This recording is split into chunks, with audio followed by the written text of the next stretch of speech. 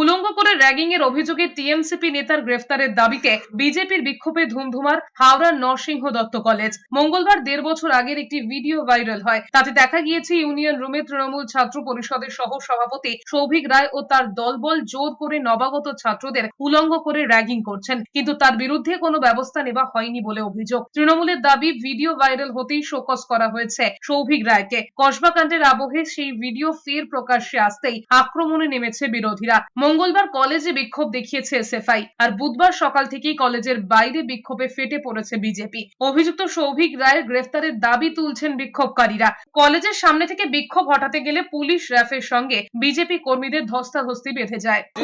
এই কলেজের মধ্যে 2023 সালে একটা ঘটনা ঘটেছিল, সেই ঘটনার প্রতিবাদে আমরা আজকে বিক্ষোভ করেছি। প্রধান মন্ত্রী আছে, এখানকার যে মন্ত্রী আছে রাজ্য সরকারে, ওনার যে চেলা, ওনার আন্ডারে যে ওনার খুব খাস শিষ্য, কারণ এই কলেজে কোনো জায়গা প্রভাবশালী নেতার উপরে কোনো কোনো জায়গাতে আমরা চাইছি সঙ্গে সঙ্গে এই মামলাটা যেন সিবিআই আছে, কেন এখানকার পুলিশ দিয়ে আমার কোনো ভরসা নেই।